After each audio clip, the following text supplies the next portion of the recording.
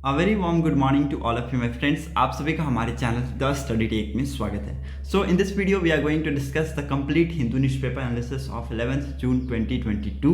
11 जून 2022 के जितने भी इंपॉर्टेंट आर्टिकल एंड एडिटोरियल होंगे हम उनको डिस्कस करेंगे।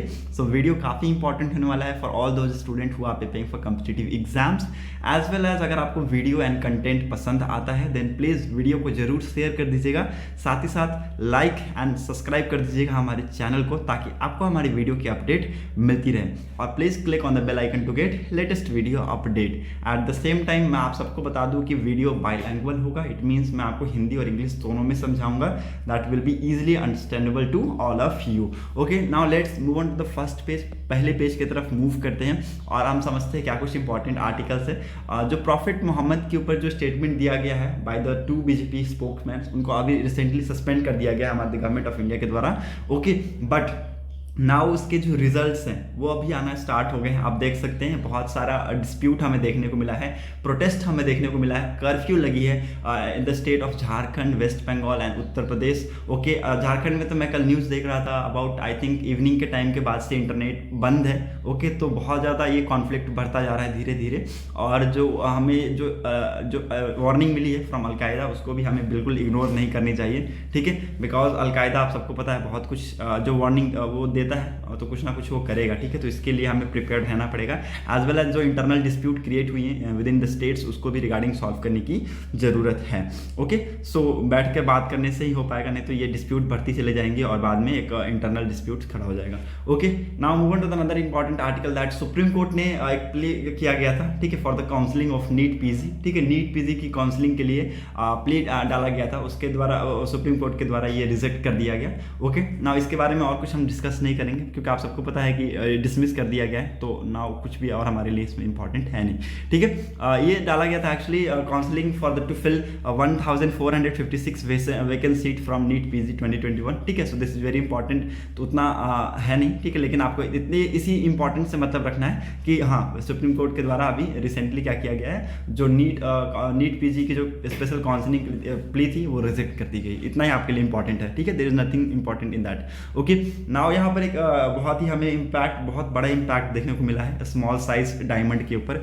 हमें रॉ मटेरियल नहीं मिल रहे हैं which we are taking from Russia and Ukraine, ठीक है। हम तो पहले ले रहे थे यूक्रेन और रशिया से, now we are not getting raw materials. Okay, इससे बहुत ज़्यादा इम्पैक्ट पड़ा है। जो बहुत सारे वर्कर्स हैं वो जॉबलेस हो गए हैं जब से सप्लाई बंद हुआ है रॉ मटेरियल का, ठीक है। आप जानते हैं many workers left jobless as supply of raw materials from Russia stops, ठीक है। तो हम जो रॉ मटेरियल्स है उसके लिए हम रशिया और यूक्रेन पे बहुत ज़्यादा निर्भर हैं, ठीक है। एज यू कैन सी यहाँ पर एक आदमी की, वो यहाँ पर एक मैन की एग्जांपल दिया गया, दैट इज मितोष पटेल। उसके बारे में बताया गया he is the age 38 age a school drop out, और लगभग वो 18,000 रुपये महीने का कमा लेता था बाई पॉलिशिंग और बाई कटिंग डायमंड। ओके, सो अभी वो लास्ट 100 दिनों से वो कुछ नहीं कमा पा रहा है due to ongoing war between Russia and Ukraine. Okay, उसको रॉ मटेरियल नहीं मिल रहे हैं। और बहुत ही फेमस एक डायमंड है that is small size diamond, जिसकी पॉलिशिंग और कटिंग की जाती है हमारे इंडिया में। और ऑफकोर्स अगर हमको रॉ मटेरियल नहीं मिलेंगे तो हम वो कर नहीं पाएंगे। और नाउ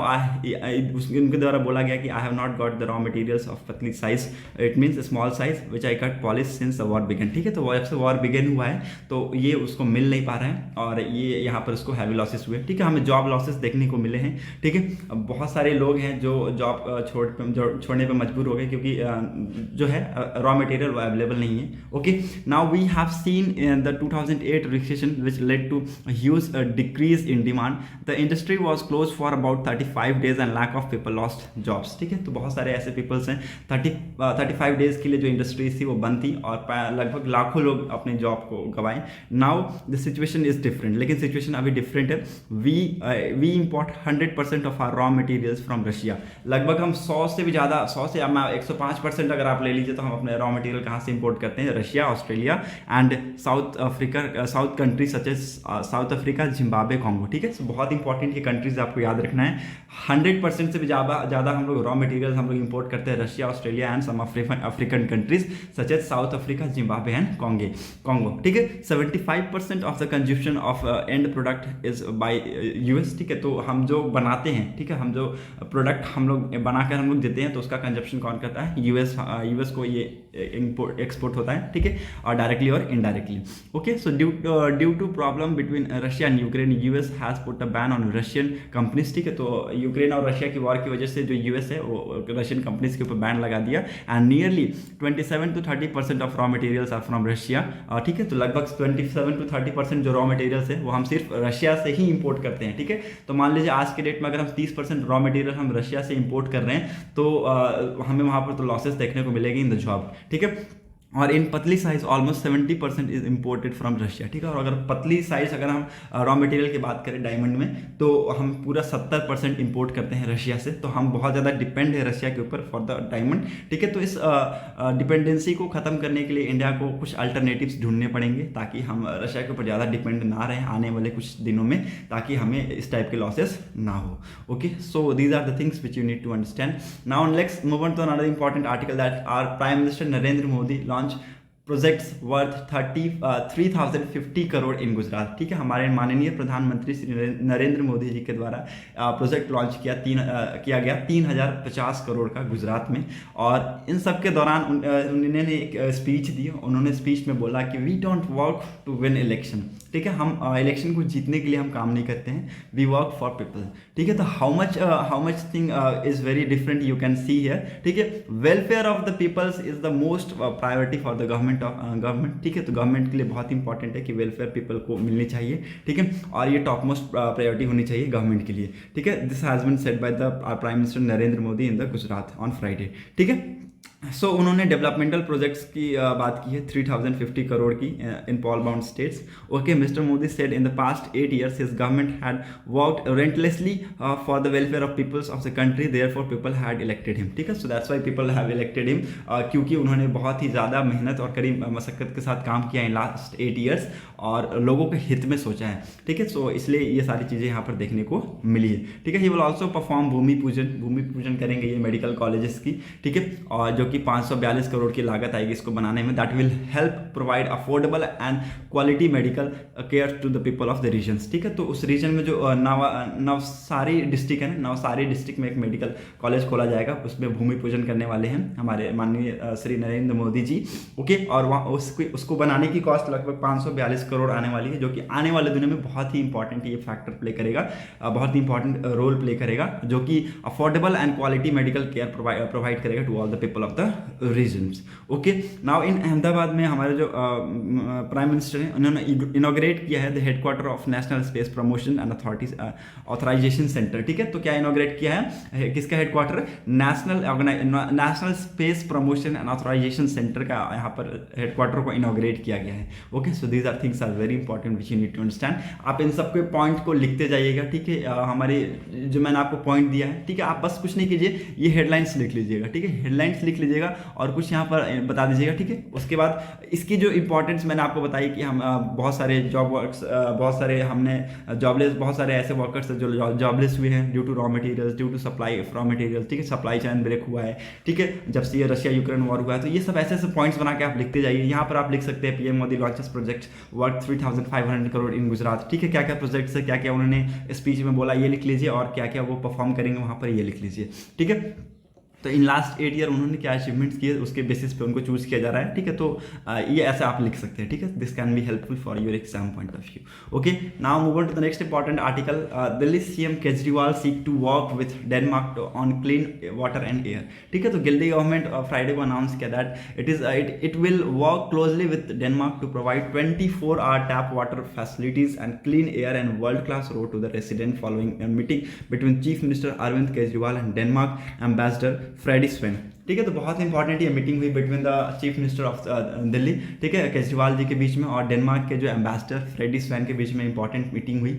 और वो लोग दोनों मिलकर क्या काम करने वाले हैं, they will closely work to provide 24 hour tap water facilities, ठीक है। तो 24 घंटे पानी आने की ऊपर काम करेंगे and clean air and world class road provide करेंगे इन दिल्ली, ठीक है। दिल्ली में वर्ल्ड क्लास रोड प्रोवाइड कराने की बात की गई है, ठीक है। We want Delhi road to be world class, we are the redeveloping 1500 kilo, sorry not 50, 500 kilometres of road in Delhi as per the European standard. ठीक है, यूरोपियन स्टैंडर्ड के हिसाब से बताया जा रहा है कि हम लोग रीडेवलप कर रहे हैं कितने 500 किलोमीटर रोड्स को as per European standard. We can collaborate with Denmark on the road beautification project if it needed भी। ठीक है, सो अगर हमें ज़रूरत पड़ेगी तो हम डेनमार्क की मदद लेंगे कि ब्यूटिफिकेशन करने के लिए, ठीक है, उसकी सुंदरता को और बढ़ाने के लिए। ट्री का ट्रांसप्लांटेशन किया जाता है despite of many development in this capital. ठीक है, बहुत सारी डेवलपमेंट होने के बाद भी आप अगर आप देखें तो ट्री की जो डेवलपमेंट है, ट्री की जो ट्रांसप्लांटेशन है, ये रुक नहीं रही है। तो बहुत इंपॉर्टेंट है कि ट्री एक इंपॉर्टेंट फैक्टर है इन द इन्वायरमेंट के लिए। ठीक है, तो ट्री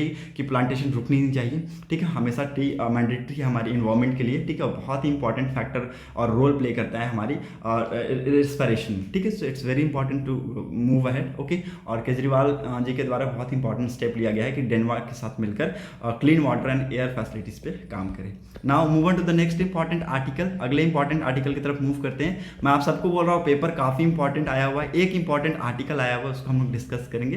ठीक है, CGI जो chief justice of India NV Ramana ji, उन्होंने बोला है कि हम हमेशा से काम किए हैं फास्ट डिलीवरी ऑफ जस्टिस के ऊपर to all the common man in the country. ठीक है, सारे कॉमन मैन, जितने भी common man in the country, उनके लिए हम लोग फास्टेस्ट डिलीवरी ऑफ जस्टिस पे काम किए हैं। लेकिन अभी उन्होंने ये बोलते हुए कहा है द हिंदू को कि अभी due to lack of proper infrastructure, okay, due to lack of proper infrastructure and judicial vacancies had adversely impact the mechanism involving in the fast disposal of the cases. ठीक है, तो जिसमें जो केसेस इतने सारे पेंडिंग है, CGI के पास जो केसेस इतने सारे पेंडिंग्स है, इसमें हमें किसके हम लोग दोष दे रहे हैं? तो लैक ऑफ प्रॉपर इंफ्रास्ट्रक्चर की हम लोग ऊपर हम जा रहे हैं। ठीक है, जुडिशियल वैकेंसीज बहुत सारी खाली है, उसको फिलअप नहीं कर पा रही है गवर्नमेंट्स। ठीक है, तो इसकी वजह से हमें बहुत सारा बर्डन देखने को मिल रहा है, केसेस बहुत सारे पेंडिंग्स है अभी भी। आउट ऑफ 100 एक मिनट, नाउ लेट मी इसको हाईलाइट कर देता हूँ। ठीक है, आपके लिए बहुत इंपॉर्टेंट, ये हाईलाइटेड है पहले से। आउट ऑफ 1100 जजेस in the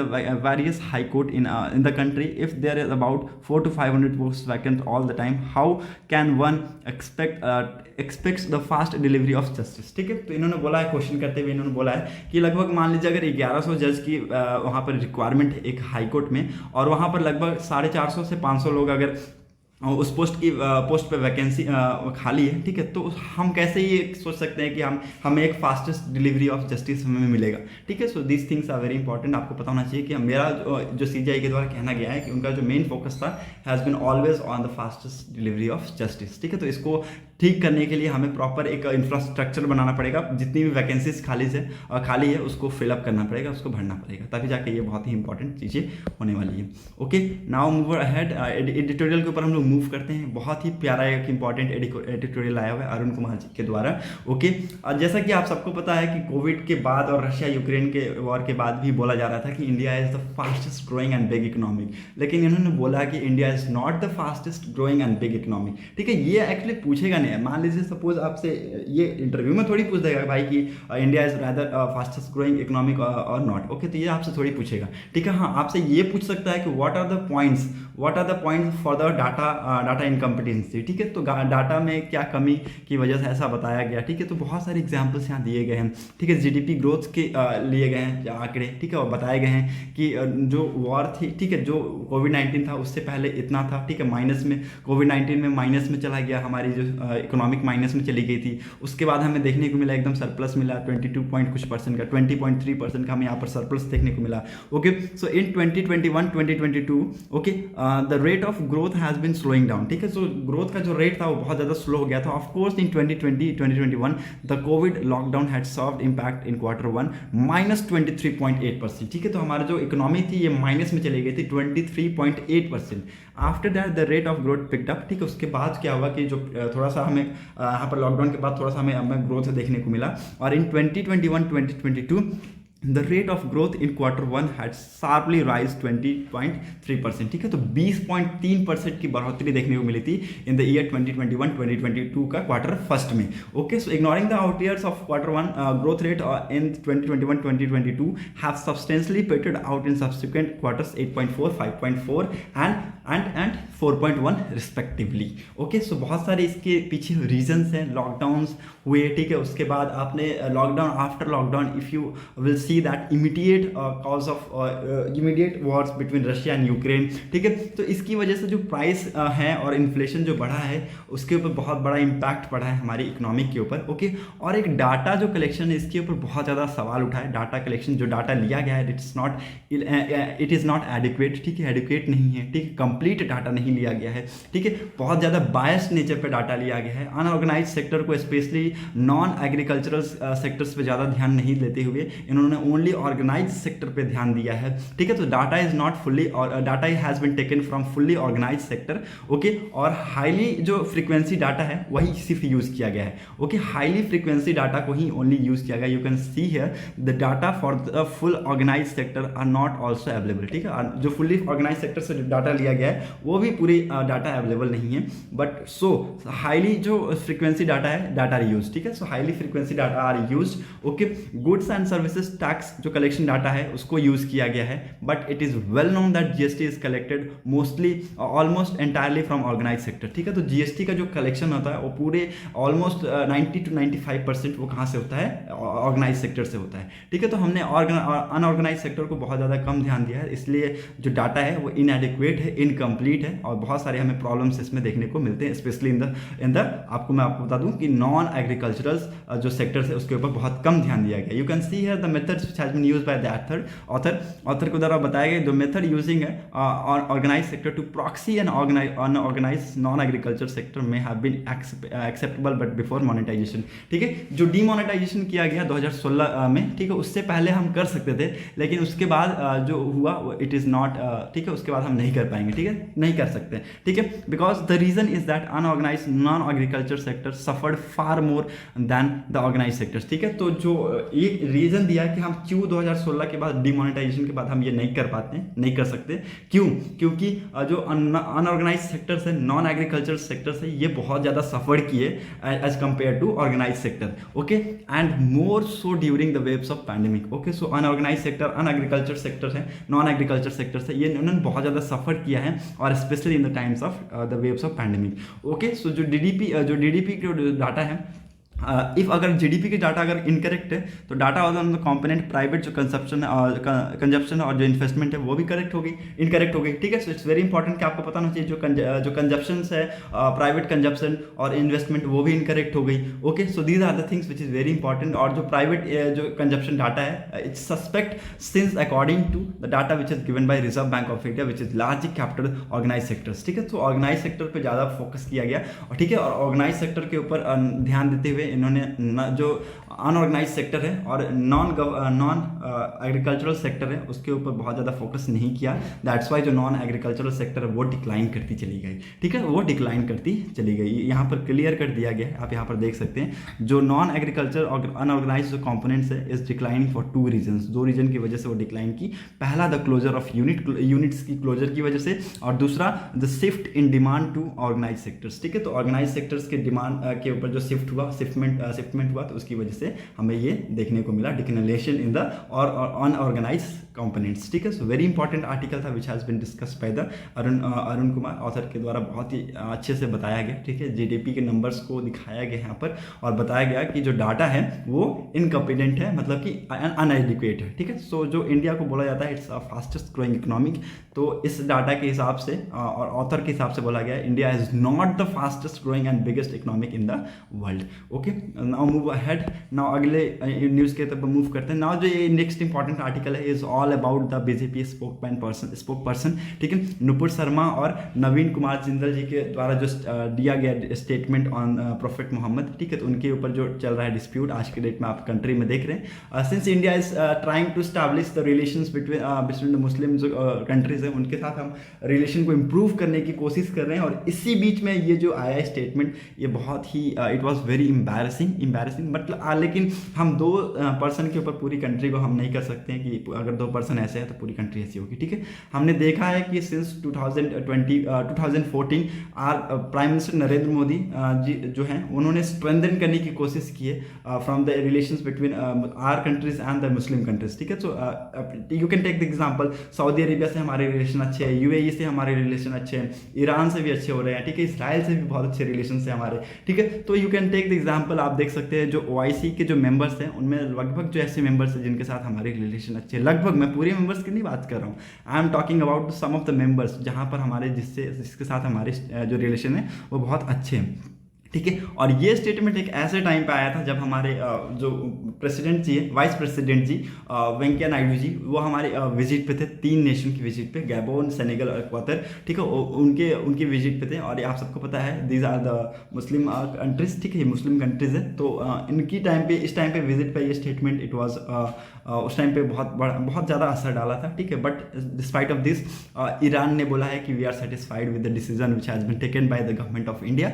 government of India के द्वारा जो डिसीजन लिया गया है सस्पेंशन का बहुत ही ज़्यादा सराहनीय है, ठीक है। तो ये सब कहते हुए क्रिटिक्स भी खड़ी हुई है आज के डेट में, ठीक है। प्रोटेस्ट चल रहे हैं, मैसिव अमाउंट ऑफ प्रोटेस्ट चल रहे हैं। You can see the article has came that protest in many state over remarks on prophet Mohammed statement, violent clash in West Bengal, Uttar Pradesh, Jharkhand, curfew, suspension of internet service in Jammu, ठीक है। ना केवल जम्मू में, मैं आपको बता रहा हूँ रांची में, मैं रांची का ही रहने वाला हूँ, झारखंड में रांची का रहने वाला हूँ, ठीक है। और रांची में कल से इंटरनेट सेवा बंद है, ठीक है। मैं अभी वहाँ से आया हूँ, ठीक है। तो मुझे न्यूज़ पता चलता रहता है, मेरी फैमिली एक्चुअली रांची में ही है, तो मुझे पता चलता है कि कल से रांची के नेट बंद है, ठीक है। तो अभी मैं अभी पंजाब में हूँ, ठीक है। तो अभी कोई इतना तो दिक्कत है नहीं, ठीक है। लेकिन अभी प्रोटेस्ट बहुत ज़्यादा चल रहा है इन कंट्रीज, ठीक है।